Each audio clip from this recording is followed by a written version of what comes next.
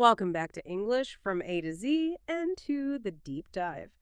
Today, we're diving headfirst into something I think, well, pretty much everyone thinks about wanting to be smarter. For so long, I kind of operated under this assumption, and maybe you did too, that intelligence was just fixed. Like you either won the genetic lottery or you didn't. But okay, let's unpack this idea. Because the more you dig into it, the more you see that's just not the whole picture. Not at all. Our deep dive today is really about tearing down that myth and showing a much more empowering truth. We're exploring this fascinating idea that getting smarter isn't really about some gift you're born with. It's about specific intentional things you do every day, habits. Habits that can literally, reshape how your brain works. We've boiled down insights from some really solid work on cognitive habits, on human potential, and our mission really is to lay out 10 proven practices, things that genuinely smart people do that you can start using well right away. This isn't just abstract theory, it's practical, it's backed up, and honestly, if you stick with it, it can be life-changing. Think of this as like a shortcut, not just to knowing more stuff, but to actually upgrading your mental horsepower. Yeah, and looking at the bigger picture, this is really for, the learner and all of us. Maybe you're prepping for something big, a presentation, or trying to get up to speed fast in a new area. Or maybe you just have that drive, that curiosity, and you want to gain knowledge like efficiently, but also really get it. You want those aha Yeah. moments, right? Without feeling totally buried under a mountain of information. So what we're sharing today, it goes way beyond just a to-do list. We're going to dig into not just what to do, but really explore why these habits matter so much. And crucially, how you can actually weave them into your day-to-day life.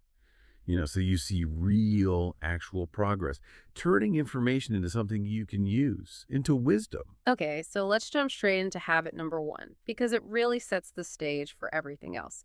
It starts with a pretty simple idea, but it's powerful. Every single day is a chance to get a little bit smarter. Now, this is where I often fall short, and maybe you do too. We spend so much time just consuming noise, right? What our source calls background noise, social media, random conversations, gossip, or distractions. And yeah, it can be entertaining, but let's be real, it doesn't actually make us wiser, does it? The whole point here is being super intentional about what we feed our minds. Right. So let's really define what one useful fact means. It's important. This isn't about trying to memorize trivia or, become an expert overnight on everything. No. The research really highlights it should be one clear, practical piece of knowledge you can understand, remember, and use. It's about quality, not just jamming your head full of stuff. Making sure this one piece can actually stick. And think about the power of that over time. One fact a day. That's 365 solid ideas by the end of the year. That's not noise. That's real growth. And learning just one thing at a time, it lets your brain actually process it properly, to store it, to recall it, and to connect it with the rest of what you know. It works with how our brains learn best. And the psychology behind this is pretty cool, actually. Our brains are naturally wired. They're built to seek patterns, to make connections, and to predict outcomes. That's what they do. So when you consistently feed them these single useful facts, you're basically giving them the building blocks they need. You build this like interconnected web of understanding. You might learn a finance stat one day, something about human behavior the next. And suddenly you start seeing the links, right? How managing money is not just numbers, it's also about controlling emotions.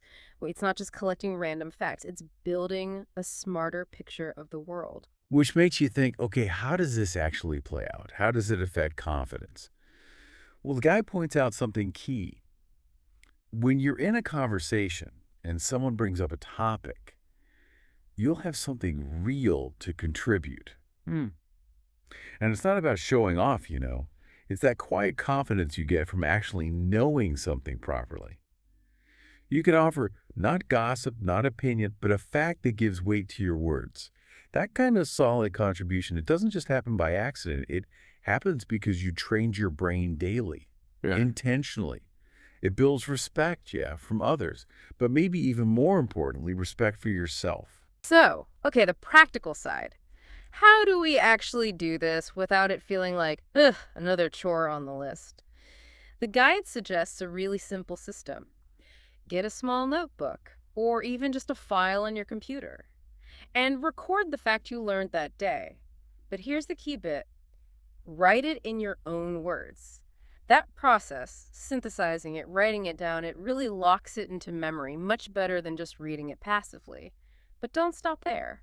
The next step, super important, is to think, how can I apply this? Like, if you learn that drinking more water helps concentration, your next thought needs to be, okay, I'm going to start drinking more water tomorrow. That's the magic moment. That's where knowledge turns into wisdom. Oh, and the research also stresses being selective. Smart people, they're selective. They choose facts that actually matter to them, things that impact your health, your work, your relationships, your finances, or your personal growth, not just random interesting tidbits. And don't underestimate the emotional side of this. It's huge. When you consistently learn something useful each day, you're not just gathering data, you're building a sense of progress. And progress feels good, right? Like the source says, progress is emotional. It's rewarding to know you're ending the day a little smarter than you started. Yeah. That positive feeling, it creates momentum. It tells your brain, hey, this is good. I'm not wasting my time. I'm moving forward. And that emotional reward, that's what keeps you going. It makes the habit stick. Absolutely. Consistency is everything here. Anyone can learn a fact here and there. That doesn't make you smarter. Spot on. What makes you smarter is the daily discipline. It's making that choice every single day, even when you're busy or tired or just don't feel like it. Smart people get that training their mind is valuable. They don't wait for the perfect moment. They just commit. They do it. And if you zoom out, this habit is actually way more than just collecting information. It's really an act of self-respect. Think about it. When you give your mind something valuable, you're telling yourself that you matter. I am worth the effort. Hey, that kind of shifts how you see yourself, doesn't it? It raises your standards. You start filtering out the junk. You stop wasting time on things that don't grow you. You become much more aware of how you spend your hours. You realize your mental diet is just as important as what you eat. It affects everything. Okay, so here's a little challenge for you listening right now. What's one useful fact you can learn today? Something that'll make you even just a tiny bit better tomorrow. Find it, write it down in your own words, and figure out how you can use it. Start there. All right, so we've talked about feeding our minds good stuff daily, but what if the questions we ask ourselves are actually holding us back? Keeping us from finding those useful facts or just keeping us stuck? That brings us straight to habit number 2. Sharpening your thinking by asking better questions. The guide makes this really critical point. The quality of your questions basically sets the ceiling for the quality of your answers, your decisions, your whole life, really. Like it says, a weak question produces a weak answer. A strong question forces you to think deeper. It opens things up. Yeah, so what kind of questions do most people typically ask? And where does it go wrong? Well, the research makes a really clear distinction. You got these unproductive questions, right? Things like, why me? Or when will things get easier? Yeah, those tend to just produce frustration. They close the door to finding solutions. They keep you stuck in victim mode. But smart people, they consistently ask different kinds of questions, proactive ones, strategic ones, like what can I do today to improve? Or what can I learn from this mistake? Or what's one action that moves me closer to my goals? Those are the questions that sharpen the mind. They focus you. They bring answers that are useful. They shift your whole perspective from focusing on the problem to finding the solution, from passive to active. I love the analogy the guide uses here. Your brain is basically like a search engine. It gives you back what you ask of it. Simple as that. Put in vague, unhelpful questions, you get vague, unhelpful results. Makes sense, right? But type in a better, more focused question. Boom. You get insights that change your path. This is how you really take control of your own intelligence. You're actively guiding your mind instead of just letting it wander into negativity. It's like being the programmer of your own thoughts, not just a passive user. Mm. A really key takeaway for me here is how this makes you so much more aware of your choices. Mhm. Instead of just reacting on impulse, you learn to hit pause. You ask yourself those critical questions like, okay, what's the long-term effect here? Or does this actually align with where I want to go? Yeah. Those questions cut through the immediate want and force you to think about consequences, better judgment, better outcomes. And it totally changes how you learn, too. When you read, you're not just absorbing. You're asking, how does this apply to me? What's the main idea? When you meet successful people, you go beyond just admiring them. You ask, what do they do differently? What habits can I learn? Every interaction, every piece of info becomes a targeted learning chance. And the psychology is so straightforward. Your brain is designed to respond to focus. The second you ask a question, your brain starts searching for an answer automatically, which is why negative questions are so damaging, right? They literally focus your brain on problems, reinforcing that downward spiral. But strategic growth questions, they actively point your mind towards solutions, opportunities, possibilities.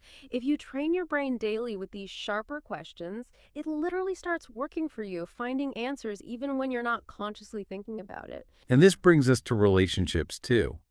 How asking better questions can really deepen connections. The research points out, yeah, most people stick to this surface stuff. How are you? What do you do with them? But smart people, they go deeper. They ask questions that actually spark real dialogue. Things like, what inspired you to get into this work? Or what's the most important thing you've learned this past year?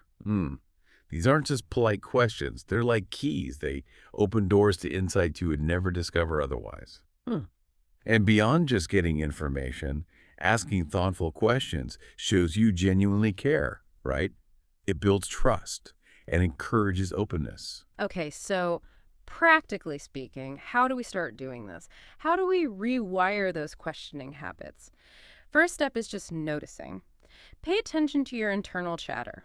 When you're stressed, making a decision, talking to someone, what questions naturally pop up? Are they, like the guide says, shallow, emotional, or limited? Just notice. Then the next step is consciously swapping them out. Replace the unproductive ones with sharper, more empowering ones. So instead of why am I so unlucky, you deliberately switch to, okay, what's one action I can take right now to improve this? It's not just a mind game. It actually rewires your mind to think with clarity and power. Oh, and the guide suggests a great daily practice. Write down maybe 3 guiding questions each morning, questions you want to live by that day. Then check in at night. Did you? It's like a little mental tune-up. And the benefits just stack up, don't they? It definitely builds resilience. Because when things get tough, your default question shifts from why me to how can this make me stronger? That's a huge shift. It turns setbacks into growth fuel instead of letting them define you. It also pushes you beyond surface level living. You start questioning assumptions, routines, seeing possibilities where others just see limits. And ultimately, asking better questions is the engine of innovation, isn't it? Every new idea starts with a question. It drives improvement everywhere, personal, professional, you name it. And just like the first habit, it's that compounding effect again. It's huge. The smarter the questions you ask consistently, day after day, the smarter your life choices become. So what's the bottom line here? Intelligence isn't just about having facts. It's fundamentally about knowing how to think. And that starts with the questions you ask. Okay, let's tackle this next one because it's crucial for actually keeping all that useful stuff we're learning. It's simply not enough to just consume information. Right. We read a great book, watch something insightful, listen to an expert, and then crickets. It just fades. The guide really stresses that the real growth happens when you take time to strengthen your memory by recalling what you have already learned. Most people, and yeah, I'm totally guilty of this, we take in tons of info, but forget it almost immediately. Smart people, though, they consciously train their mind to recall, review, and reinforce what matters. It's an active process. That makes me think about how we usually view memory. We think it's just there, or not. But memories is not about having a perfect brain, the research makes clear. It's about building the habit of bringing information back to the surface until it sticks. What really jumps out at me is how active that description is. Memory isn't a passive filing cabinet. It's a skill you build. By actively pulling information out, retrieving it, you turn abstract knowledge into a tool you can actually use. Without that deliberate recall habit, even the best lessons just evaporate. Makes a lot of our learning effort kind of pointless, doesn't it? Yeah, and the psychology of retrieval, how it works in the brain, is super powerful. Like our source material explains, your brain strengthens connections through repetition and retrieval. Now, repetition helps, sure, but retrieval, that's actually more powerful Hmm? because it forces your brain to work harder to find that information. Think of it like repetition is maybe lightly tracing a path in the sand. Retrieval is like digging a ditch. It forces your brain to actively rebuild that memory pathway. That effort signals to your brain, hey, this is important, and that's what locks the information into long-term storage. Hmm. If you only read and never recall, like the guide says, your brain won't hold on to it. But retrieval, that tells your brain, keep this. It's valuable. hmm And it's interesting how directly this impacts your confidence levels. Daily recall creates a sharp mind that doesn't lose what it learns. And the guide notes, the feeling of certainty builds self-respect. That ability to clearly state what you know, not just vaguely remember. You're not just guessing or mumbling half-remembered ideas. You're recalling facts, principles, and lessons with clarity. Okay, that makes you genuinely valuable in conversations, in work, and in life. People trust someone who actually knows their stuff. And it's not just about dry facts. Memory works better with emotion, right? The research points out you remember better when you attach meaning to what you learn. Who? So if you learn something new, actively ask yourself, how does this matter to me? How can it help my life? How can I use it now? Your brain prioritizes stuff that feels relevant. Meaningful knowledge sticks. Meaningless knowledge fades. Makes sense. So you got to connect it to your own goals, problems, and dreams. Oh, and here's another really cool technique the guide mentions, spaced recall. This isn't just recalling once, it's revisiting the same idea, but spaced out. After a day, then maybe a week, then a month. Each time, you make your brain work a bit harder to find it, making the memory progressively harder to erase. Kind of like learning a language, building that fluency over time. Okay, so how do we actually fit this into a busy day? It sounds like it could take a lot of time. But the source gives some surprisingly simple, actionable steps. Like after you read a chapter, close the book.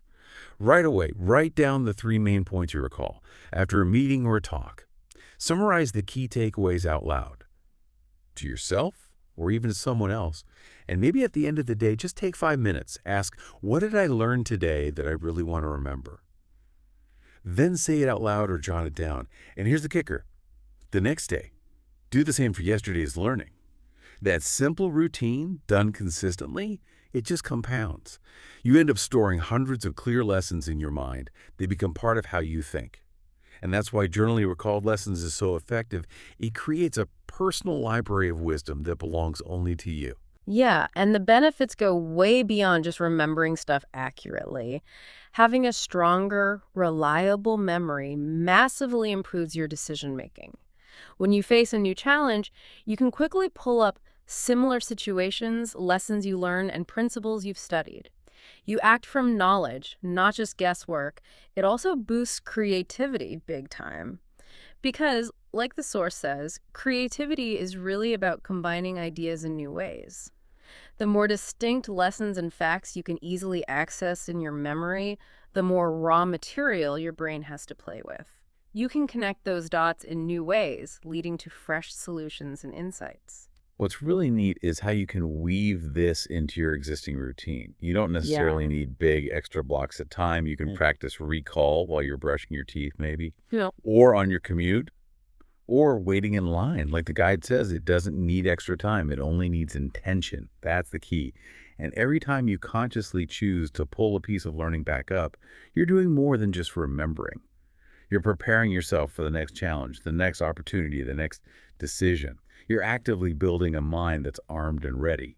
You know, I used to stare at my to-do list, and that one really hard task, it would just loom there. I'd feel paralyzed, put it off, tell myself I'll do it tomorrow. Sound familiar? What I've learned from digging into this stuff is if you really want to build focus, you gotta stop running from the hard things. So this next habit, it cuts right to the heart of productivity, of mental strength. It says focus isn't built by dodging difficulty. It's forged by tackling one difficult task each day and see it through until it is finished. And it makes a sharp point.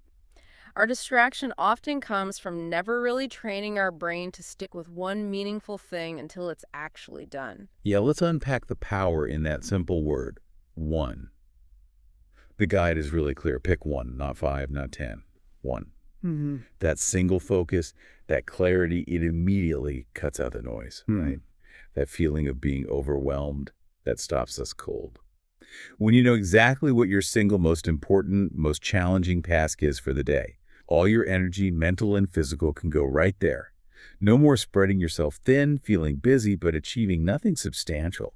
It just simplifies everything and gives your focus a clear target. And finishing that one hard task every day, it's also a powerful way to build trust with yourself. Mm. So many of us, myself included sometimes, we undermine our own confidence because we keep breaking promises to ourselves. We say, we'll do something, then we put it off, make excuses, maybe just quit halfway through. And every time that happens, it's like our subconscious logs it. See? Can't rely on you. Yeah. All right. But when you deliberately kick that hard task and you actually finish it, you prove to yourself that you can rely on your own word. That inner trust, that integrity, it builds a really solid foundation. Mm. And the psychology behind it is fascinating too. Dopamine. Our brain releases dopamine not just when we start something, but especially when we finish it. And even more so if it was tough. Think of dopamine as your brain's little reward chemical, like giving yourself a high five. That sense of completion gives your brain a signal of reward. And when you finish something hard, that reward feels even better because you overcame resistance, you pushed through discomfort. That feeling of real accomplishment. It actually wires your brain to crave more of it. It makes finishing hard things addictive in a positive way. You train your brain to enjoy the struggle that leads to satisfaction. Which directly builds discipline, right? Yeah. And focus endurance. When you commit to finishing one hard thing daily, you're actively teaching your focus to last longer, to go deeper. Just like lifting weights makes your muscles stronger, your focus gets sharper with consistent training. You're not born with amazing focus. It's a skill you build by demanding more from yourself consistently. And maybe most importantly, this habit turns you into a finisher. The world is full of people who start things, but very few finish. Being a finisher, that makes you reliable, consistent, and respected. And that opens doors career-wise, relationship-wise, everywhere. So how do we actually make this happen day to day? Consistency is key, the guide says. Start each morning by pinpointing that one task, the hardest, most meaningful one. Ask yourself, if I only got one thing done today, which one would make the biggest difference? That's your target. Then you have to block out time, cut off distractions, and commit until it's finished. And yeah, it's going to feel uncomfortable at first. Your brain will fight back. Check your phone, grab a snack, do it later. But the source insists if you just push through that, resist those urges, stay with it, the discomfort fades. Focus, it says, builds in layers. You start small, you practice, get stronger. And one huge benefit, often overlooked, is the emotional strength it builds. Hard tasks, they don't just test your attention, they test your emotions. Pushing through means dealing with frustration, maybe doubt, maybe even a bit of fear. By finishing anyway, you train yourself to manage those feelings. You learn that temporary discomfort doesn't have to control your actions. That's huge. And on a practical level, finishing hard tasks clears mental space. You know that nagging weight of unfinished business. When you finish the big one, that weight lifts. You get this surge of energy to enjoy the rest of the day. That's exactly why one finished hard task often feels better than 10 easy ones. It's the impact, the relief, the accomplishment. And it also forces you to prioritize, doesn't it? By committing to that one hard task daily, you absolutely have to separate what matters from what doesn't. That clarity bleeds into everything else, makes you way more effective and long-term. It actually changes how you see yourself. Your identity shifts. You stop seeing yourself as someone who struggles with focus and start seeing yourself as someone who finishes what matters. That identity shift is incredibly powerful. Your actions start aligning with who you believe you are. Plus, this daily training gets you ready for the big stuff life throws at you. If you've built that mental toughness on smaller daily challenges, you're much better equipped when real difficulties hit. You don't crumble. Exactly. That word finish, it really holds power. It closes the loop. It sends that signal of control to your brain. It reinforces that you can count on yourself. Every day you finish, you get stronger, you get smarter, you move forward. Okay, let's shift gears to a habit everyone knows is important, but, well, in our crazy distracted world, it's rarely done with real intention. Reading. Our next habit is all about growing your knowledge, building a sharper mind by developing the discipline of reading every single day with full attention. This isn't just about letting your eyes skim pages or scrolling through articles while half watching TV. No, it's about deep, focused engagement with the text, a total contrast to the superficial way most of us consume information now. Yeah, so what's the actual difference between just reading and reading with real attention? The research is pretty blunt. Quote, smart people treat reading as training for the mind, giving it full attention so knowledge moves from paper into the mind and from the mind into life. Most people might cover a lot of ground, read a lot of pages, but they're not truly paying attention. Their minds split. So very little actually sticks. Very little deep understanding happens. This habit, though, is about being fully present with the words, letting the ideas really land, get processed, and actually take root. And from a brain perspective, it makes total sense. Your brain remembers what you focus on, period. If you're reading while distracted, multitasking, your brain basically flags that info as noise, as unimportant. It gets tossed out. But if you read with full, undivided attention, your brain locks onto it, processes it, and stores it. The difference in how much you retain and understand is just enormous, and over time, doing this daily consistently lets you not only know things deeply, but explain them clearly, and crucially, use them effectively. That deep, attentive processing is what makes reading such a powerful habit for building real intelligence. So practically, how do we do this? How do we apply it? First, and maybe this is the most important step, choose material that matters. Be ruthless about filtering out the endless, shallow stuff that bombards us. Before you even start reading something, just pause. Ask yourself, will this actually add to my knowledge in a way that helps me grow? If the answer is no, just skip it. Seriously. If yes, then commit your full focus.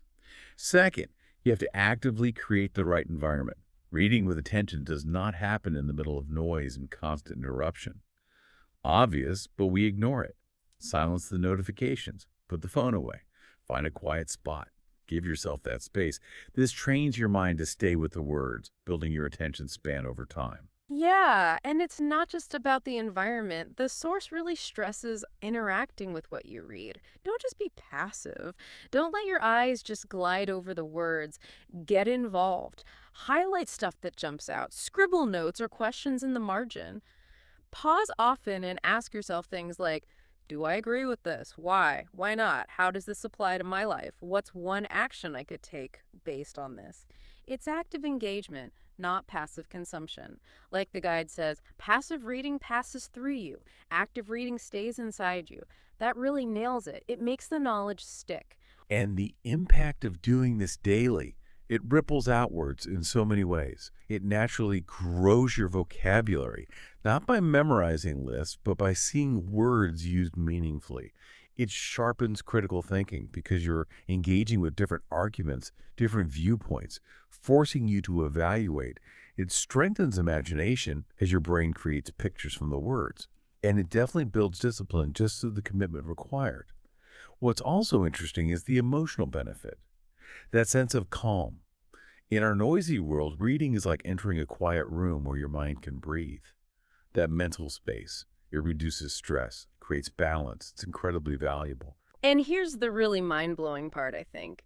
Reading with full attention connects you directly to some of the greatest thinkers ever. When you open a good book and really focus, you're essentially stepping into the thoughts of people who spent years shaping those ideas. You get to learn from their insights, their struggles, their breakthroughs, their mistakes, for the cost of a book. But that incredible knowledge transfer only happens if you respect the words enough to give them your full attention. Skimming just doesn't cut it. Plus, the compounding effect is massive. Even just 10 minutes every day for a year equals hours of deep study. And because it's focused reading, those hours are super effective. You build real deep knowledge. You could become an expert in something over a few years just with that habit. That raises a good point about what keeps this going, what fuels it long term. The more you read with attention, the more curious you become. It's like a positive feedback loop. One idea sparks a question, which leads to another book, another topic. It creates this hunger for knowledge. That curiosity is what drives smart people to keep learning long after school's finished. They read because they want to explore, to understand. And to make it really effective, the guide suggests setting specific goals for your reading time. Instead of just read for 30 minutes, try read until I really grasp this concept, or read until I can explain this chapter out loud. That goal gives your reading purpose, makes you engage more deeply, and always, always review afterwards. Close the book, take a beat, recall the main points, summarize it, even just mentally. This reinforces memory and makes sure you truly learn. Stops the info just evaporating. And connecting this to the bigger picture. Daily focused reading dramatically improves how you communicate. You naturally build up a store of ideas, stories, and principles you can share. This makes you more engaging, more persuasive, more confident when you talk or write. People notice that depth. Ultimately, the transformation over time is huge. Imagine 5 years of reading with full attention. You'll grow into someone wiser, sharper, and more capable than you ever imagined. It's fundamental. Okay, let's shift our focus now to something incredibly impactful for growth, both personally and professionally, making better decisions. Every single choice you make, big or small, it carries weight. It quietly steers your future, whether you realize it or not.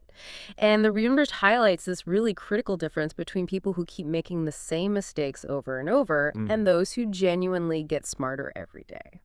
It comes down to one key practice: analyzing their past choices. So how do most people handle looking back at their decisions, especially the ones that didn't turn out so well? Well, honestly, most of us avoid this, right? It feels uncomfortable, maybe embarrassing to look back at mistakes, so we just rush ahead without reflection. But the guide makes a powerful point. Avoiding the past keeps you trapped in it. Smart people, though, they don't just beat themselves up. They get curious. They break it down and ask, what can I learn here? What would I do differently next time? That kind of honest, objective look is what truly sharpens judgment and stops you from repeating the same errors blindly. Yeah, and here's where it gets really practical and, frankly, quite powerful. Think about a past regret. Maybe a bad investment, a relationship choice you wish you could undo, a career move that didn't pan out. Instead of just feeling bad about it, the guide says, use it. Turn it into a classroom. Ask yourself the tough questions. Why did I choose that path? What signals did I ignore? What was I feeling? What pressure was I under? When you dissect it like that, you start seeing your own patterns. Maybe you rush things when you're emotional. Maybe you avoid conflict. Maybe you seek approval too much. That awareness is priceless. You can't change what you don't see in yourself. This helps spot your own biases, your decision-making traps. A key insight for me here is how this makes you so much better prepared for the future. Every choice you analyze properly becomes a lesson learned, banked experience. The more lessons you consciously gather, the more robustly prepared you are for the future. You stop just guessing or hoping for the best. You actually use your own history as a guidebook. And it also strengthens your emotional control hugely. So many bad decisions are driven by unchecked emotions. By analyzing past choices, you see clearly how feelings might have skewed your judgment. That trains you to pause before acting in the future, to ask that crucial question: am I deciding from clarity or from emotion? That pause can save you so much trouble. So how do you actually build this into your routine without it feeling like, dwelling on the negative. It's actually super simple. End of the day, just take 10 minutes, quick reflection, ask, what decisions did I make today? Which ones went well? Which ones maybe not so well? Jot down a few key details and critically ask why. Why did the good one work? Why did the other one falter? Doing that consistently over time, it builds this really clear picture of your own decision-making style. Shows you exactly where you need to improve, gives you real insight into your patterns. And that brings up self-responsibility, doesn't it? A lot of people tend to blame external factors when things go wrong, or credit luck when things go right. But analyzing your own choices, like the research shows, reveals how much control you truly have over your outcomes. That's incredibly empowering. You see that your actions, your responses, they're the main drivers. This practice also transforms regret. It stops being this heavy, useless feeling and becomes fuel for wisdom. When you can honestly say, okay, I messed that up, but I know why, and here's how I'll avoid it next time, you turn past pain into future progress, measurable progress. Plus, it makes you way more aware of opportunities. Studying past choices helps you see what you missed, making you sharper at spotting and grabbing chances next time around. It also really strengthens your long-term thinking, doesn't it? By looking back, you see how those seemingly small choices added up over months or years, for good or bad. You learn that consistent, small, smart actions can lead to huge gains, and tiny bad habits can snowball into big problems. That long view motivates you to choose more carefully today, knowing the ripples spread out. And the confidence it builds, it's solid. You start to trust that no matter what happens, you can handle it because you're always learning, always adjusting, always getting better. That mindset itself is just incredibly powerful and resilient. What really strikes me, too, is how it sharpens your analytical skills through comparison. When you review a past decision, you can ask, what were my other options back then? What might have happened if I'd chosen differently? That mental simulation keeps your thinking flexible, agile, prepares you to weigh alternatives better next time. And the guide points out, this practice makes you more valuable to others.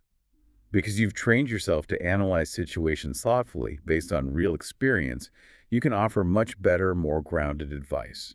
Yeah, ultimately, analyzing your past choices daily just makes you feel more in control of your life. You go from being reactive, just getting bounced around by circumstances, to being proactive, the driver, not the passenger. You stop being doomed to repeat mistakes because you're actively, intelligently learning from them. And here's the really exciting part, the compounding power. Each day you get a little smarter. Each day you get a little wiser. Each day you make better choices. It's this upward spiral that over time completely changes your trajectory. All right, let's dive into another habit that can seriously accelerate your growth and understanding. This next one points out that one of the fastest ways to grow smarter every day is to learn from the people around you. But it highlights a common issue. Most of us walk through life with eyes open but awareness closed, meaning we miss countless lessons happening right in front of us just by not paying real attention. It's like being surrounded by living case studies, a constantly updated library of human behavior, but never bothering to actually read them. So, what does expand your awareness really mean here? How is it defined? The guide puts it as paying attention, observing people carefully, and using what you see to sharpen your understanding of the world and yourself. And it's really important to stress, this isn't about being judgmental, not at all. It's about learning. You can learn from people's poor choices just as much as from their strengths, from their failures, as much as their successes. Basically, every person you encounter becomes a potential teacher, offering invaluable data if you just pay attention. The sheer amount of information, how people behave, how they handle stress, how they spend their time, it's a rich, constant stream of education. Yeah, most people really only see the surface, don't they? They hear the words, but miss the how and the why. Expanding awareness means going deeper, actively noticing the subtle stuff, the tone of voice, the body language, the timing of words, the patterns of action.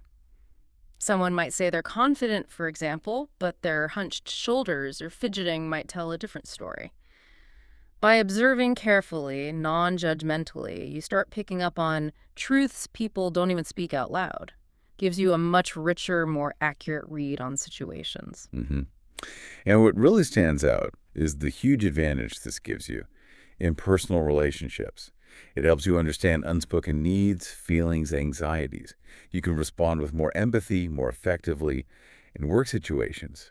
It helps you anticipate problems before they blow up, spot opportunities others miss, navigate tricky social dynamics. If you're in a leadership role, it gives you that wisdom to know exactly when to push, when to encourage, and when to step back. The research stresses that the smartest leaders pay attention to people so closely that they can respond with wisdom, not just react to the surface stuff. Okay, so practically, how do we build this habit? How do we start observing more carefully? One powerful way is to consciously pick one person each day. A colleague, friend, family member, even a stranger you see on the bus, and just commit to observing them a bit more closely than usual. Ask yourself, what does their behavior reveal? What can I learn from it? What does it teach me about human nature or even myself? Those small, focused observations, day after day, they really sharpen your awareness over time. Another absolutely crucial piece is deep listening. Most people just hear words. Smart people listen with full attention, not just to the words, but to the emotions behind them. Notice their energy, their pace, the pauses. What aren't they saying? That opens up a whole deeper layer of understanding. And expanding awareness also means noticing bigger patterns, right? Right. Like cultural differences, social patterns, and generational changes. Paying attention to how people are shaped by their background, their time, their culture. It gives you invaluable context for understanding behavior, helps you interact better with different groups, avoid stereotypes, appreciate the diversity of experience. Crucially, the guide also advises comparing words and actions, because many people say one thing and do another. Learning to trust actions over just words, that protects you, builds your own integrity too. Plus, this practice genuinely builds empathy. When you slow down and really notice others, you start to see their struggles, their fears, and their hopes. You connect on a human level. Right. And while a single observation might not mean much, you start noticing patterns over time. Repeated patterns tell you something important. Someone always late, someone who always interrupts, someone who never finishes things. Those patterns reveal deeper traits. And what's really cool is how this reflects back on you. The more you observe people, the more you understand human nature, and the more you understand yourself. You start noticing your own habits, your own body language, your own reactions. It's a powerful mirror for self-awareness. Which leads to a huge practical benefit: protection. This habit literally saves you from unnecessary mistakes because you learn to spot warning signs early. You avoid trusting the wrong people, falling into preventable traps. And conversely, it helps you spot opportunities by seeing strengths in people others overlook. Yeah. Long term, you develop this sharp sense for reading situations, for understanding motives, for seeing through appearances. People will wonder how you always seem to know the right thing to do or say. But it's not magic. It's the result of consistent, careful observation. So the message is clear. Don't just drift through your day distracted. Make a conscious choice. Open your eyes fully. Decide to watch carefully. Decide to turn every person you meet into a source of learning. When you do that daily, your wisdom grows faster and deeper than you could ever achieve just on your own. Okay, let's talk creativity. For ages, it's been treated like this mystical thing, right? Like a gift only some people get, an elusive muse. But our next habit just throws that idea out the window. The research is clear. Creativity is a muscle, not a gift. Your mind is constantly churning out ideas, little sparks, fragments of thoughts. But here's the catch. If you don't capture them, poof, they vanish. The simple act of writing them down is what separates a mind that just wanders from one that's actively, productively creative. Yeah, it's really illuminating when you think about how the brain is designed. It's not designed to hold everything. It processes info, then lets it go to make room for the next thing. So if you're just relying on your memory to hold on to all your brilliant ideas, you're probably losing way more than you think. That's why writing them down is so vital. It literally builds a personal bank of creativity you can draw from anytime. Those fleeting thoughts become actual assets. Things you can come back to, connect, develop later. It's not about waiting for one big eureka moment, but about collecting hundreds of smaller potential building blocks. And actually taking the time to capture your thoughts, write them down, it's also a real act of self-respect, isn't it? You're basically telling yourself, hey, my mind is valuable, my imagination matters, my creativity deserves attention. That simple act of validating your own internal world, it builds huge confidence in your ability to come up with original stuff, to think differently. You stop automatically dismissing your own little ideas and start valuing them, nurturing them. hmm And what about the physical act of writing itself? How does that play into it? The research explains that the act of writing itself changes the brain. hmm When you put pen to paper or fingers to keyboard, you have to slow down those racing thoughts. Vague ideas become structured on the page. You make them concrete, something you can look at, analyze, improve. It really hammers home that creativity isn't about passively waiting for inspiration to strike. It's about disciplined, consistent practice, training your mind to generate ideas reliably. And doing this daily, writing down ideas, it significantly expands your perspective.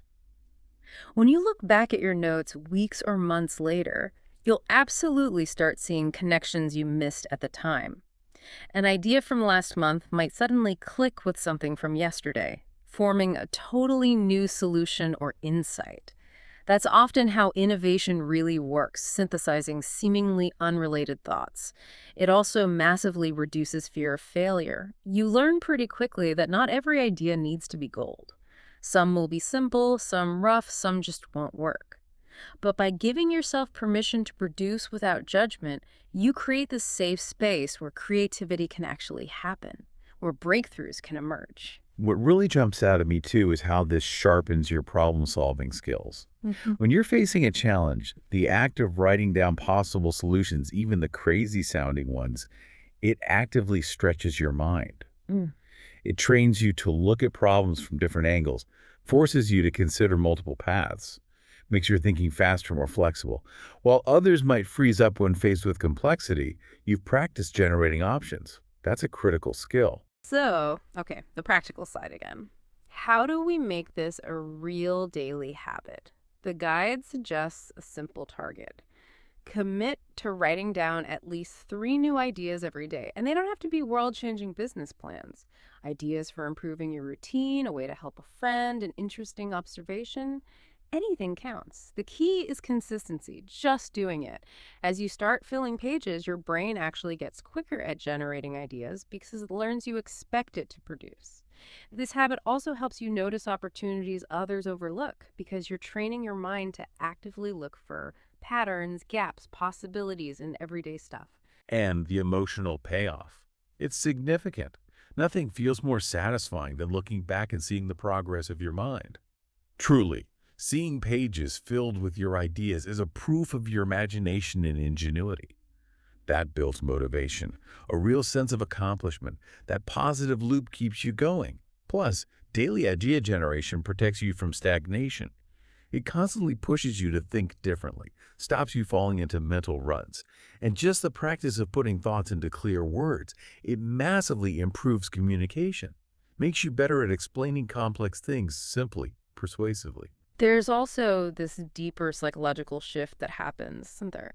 You stop waiting around for the perfect moment or believing creativity is random. You realize it's a choice, a discipline, a muscle you build through practice. You take control of your creative output.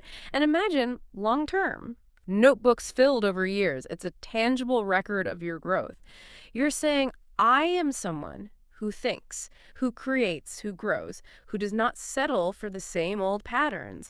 That identity strengthens and your actions naturally follow. You become that person. So the call to action is simple. Start capturing your ideas. Now, don't trust your memory alone. Don't dismiss your thoughts. Make them real. Write them down. All right, our second to last habit drills down into something absolutely crucial for intelligence, but something that's frankly under attack in modern life. Focus. If you genuinely want to raise your intelligence, you must train yourself to practice deep concentration every single day. It just couldn't be clearer. Intelligence isn't just about having information, it's fundamentally about your ability to direct your mind, to sustain attention, to fully absorb and master something. Yeah, and just contrast that with how most of our minds operate these days. In this hyper-connected world, most minds just jump from one distraction to another, right? Checking phones, switching tasks constantly, never really settling. That scattered focus actively weakens thinking, weakens memory, and weakens judgment. It makes us less effective. Deep concentration, though, that's when you give yourself completely to one task, one subject, or one problem until it is absorbed, understood, and completed. That's the mental space where real learning happens, where breakthroughs occur. Without it, knowledge stays shallow. So, the first step to practicing deep concentration, you have to consciously create the right conditions. That means actively, ruthlessly removing distractions. Turn off notifications, clear your workspace, silence unnecessary noise. You have to guard your focus like it is gold, because your mind simply cannot go deep if it's constantly getting yanked back to the surface by pings and alerts and internal urges. It's about building a little mental sanctuary, even if just for a short time. hmm Once you've got that space set up, the next critical step is giving your focus a clear target. Ask yourself, what is the one thing I will give my full, undivided attention to right now? Be specific, Cue. then commit to it. The guide stresses that the brain is like a muscle. It absolutely strengthens with training. So, start small. Maybe commit to 30 minutes of intense, unbroken focus. Then gradually push that duration longer as you build capacity. That consistent, deliberate effort systematically builds your ability to concentrate deeply when you need to. A seriously valuable skill today. And practicing this daily, it actually rewires how you think on a deep level. Instead of craving constant stimulation, your brain learns to enjoy focused effort. It finds satisfaction in it. Instead of scattering your energy everywhere, you learn to channel it and make it single-pointed. And that focused energy just produces better results. You understand more deeply, remember more accurately, create more meaningfully. It also drastically improves the quality of your decisions. Deep thinking lets you see nuances, anticipate consequences, weigh options in a way shallow thinking just can't. Leads to wiser choices, higher standards. What's really interesting is the link between deep concentration and emotional control. When you train your mind to stay with one thing, you're also training it to resist impulsive distractions. And those distractions aren't just external sounds. They're internal too, thoughts, feelings, urges wanting to pull you away. Deep concentration teaches you to notice those pulls without giving in. That builds serious self-control, serious mental discipline. Plus, it makes you way more productive, like astonishingly so. You really can complete in 1 hour what might take someone else 5. Not because you're magically smarter, but because your focus is trained, it's intense.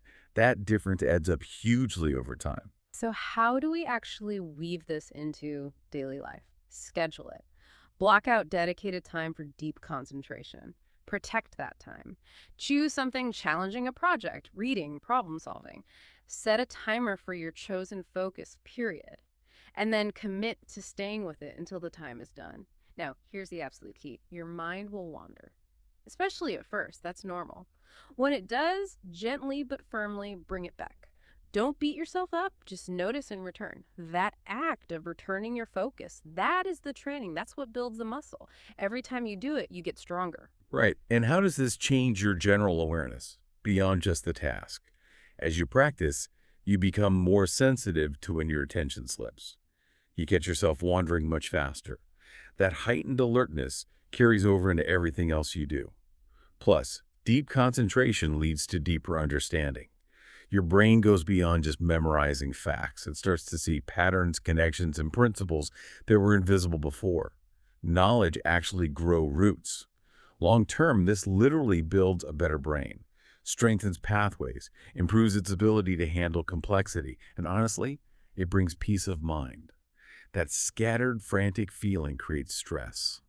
Deep concentration brings calm, lets you experience that state of flow.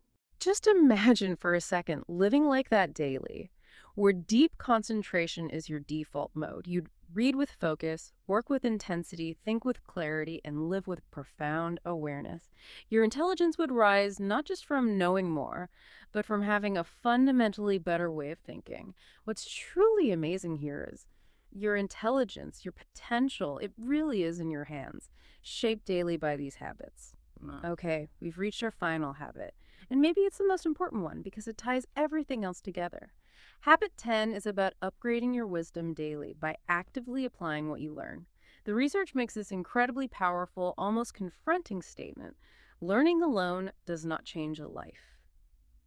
You can absorb all the knowledge, read all the books, listen to everything, but if you never act on it, nothing changes. Knowledge only becomes real wisdom when it is lived. The people who truly grow, who make an impact, they aren't just the ones who know more. They're the ones who consistently act on what they know. Yeah, that really hits home. It points to that huge gap most of us struggle with, the gap between knowing and doing. We can understand lessons about health, money, relationships, discipline. We can agree with them completely. But if they're never applied, they stayed as ideas, just theory. They never turn into habits or real-world results. Smart people, though, they make a different choice. They constantly ask themselves, okay, what can I do today with what I know? How can I turn this lesson into action right now? That daily habit is the crucial step. It's the alchemy that turns information into transformation. And wisdom, as the guide shows, isn't just theoretical. It's proven in the real world, forged in actual situations. You can read about patience all day long, but wisdom is shown when you actually stay calm in a difficult conversation, right? You can learn financial principles, but wisdom is proven when you resist the urge to spend and invest instead. Knowing about health is one thing. Wisdom is practiced when you consistently exercise, eat well, take care of your body. Applying what you learn every day gives you that direct experience. And that experience is what deepens understanding, makes wisdom real, makes it part of you. And the compounding effect here is just incredible. When you apply just one lesson today, you get a little stronger, a little more capable. Apply another tomorrow, you grow again, day by day. Lessons stack up, and so does your growth. All right. In a year, you're not just someone who learned a bunch of stuff. You're someone who has lived a bunch of stuff. That difference, it becomes visible in your discipline, your confidence, your results, everywhere. So how do we make this practical? How do we build this application habit into daily life? The guide suggests just slowing down enough to consciously ask, what did I learn recently that I can apply today? And the action doesn't have to be huge. Maybe you learned about gratitude, so you actively write down 3 things you're thankful for. Maybe you read about sleep, so you commit to an earlier bedtime tonight. No excuses. Maybe you learned about listening, so in your next chat, you really focus on giving your full attention. The key is, the action does not have to be big, but it must be real. A tangible step. Every time you apply a lesson, you're actively shaping yourself into someone wiser, more effective. And this creates real accountability, doesn't it, to yourself? When you act on what you've learned, you prove to yourself that you are serious about growing. You move from just talking or thinking about it to actually doing it. That builds immense trust with yourself. So many people feel weak internally because they constantly fail to do what they know they should do. Applying lessons daily, it rebuilds that faith. You tell yourself, I can be trusted to act. That inner trust is priceless. Plus, application creates that vital feedback loop. Reading gives theory. Applying gives real-world feedback. What works, what doesn't, what needs adjusting. Sharpens your wisdom way faster than reading alone. It also protects you from information overwhelm. Focusing on applying just one thing simplifies growth, keeps you moving forward steadily. This habit also builds humility, doesn't it? Reminds you that wisdom is not about showing off what you know, but about living in a way that reflects it. It's about inner change, not external display. And the emotional boost is huge. Nothing gives more energy than seeing yourself improve through action. Even small steps feel good, fuel motivation, keep you going. And finally, it builds resilience. You get used to trying things, adjusting, learning from experience. You see mistakes as part of growth, not reasons to quit. Makes you much tougher, more adaptable. Just imagine applying one lesson every single day for a whole year. That's 365 intentional actions. Some small, maybe some bigger, but all meaningful. You'd be healthier, wealthier, stronger, more disciplined, more patient, and more focused. You wouldn't just know how to live better, you would fundamentally be living better, with real results to show for it. And wisdom grows even more when you share what you've applied. Teaching someone else about a lesson you're actively living, it reinforces it for you and helps others. Share not as empty advice, but as something you are actually living. And maybe keeping a journal specifically for lessons and how you applied them. That could be a great way to track progress, stay motivated. So what's the big takeaway here? Wisdom is not about knowing everything. It's about using what you know to live better. That's the core of it. That's true intelligence. That's lifelong growth. Don't just learn, apply. Take one lesson from yesterday, use it today. Take one idea from this deep dive, act on it tomorrow. Keep that cycle going. And over time, you'll see your knowledge turn into wisdom, your habits turn into results, and your life turn into something way greater than you imagined. Hashtag, tag, outro. Wow, what a deep dive that was. We've covered so much ground. 10 really powerful habits, from learning that one useful fact daily, asking better questions, to strengthening memory through recall, boosting focus by finishing hard tasks, reading with full attention, improving decisions by looking back, expanding awareness by observing others, developing creativity by capturing ideas, raising intelligence through deep concentration, and finally, upgrading wisdom by actually applying what we learn. The message that comes through so clearly from the source material is this: intelligence, wisdom, they aren't fixed things you're born with. They are qualities you actively cultivate through consistent, intentional daily habits. These aren't just nice ideas, they're actionable paths to real sustainable growth. And if we connect that back, the most empowering thing here is the control you have, your agency. Your intelligence is not fixed. Your potential is not fixed. You can grow. You can change. You can become smarter every single day. It's not about some magic bullet. It's about the practical power of your daily choices to shape your mind, your abilities, your future. Exactly. The path is clear now. The choice really is yours. And don't feel like you have to jump on all 10 habits tomorrow. That's probably too much. Just pick one, or maybe two. Whichever one's really resonated with you today.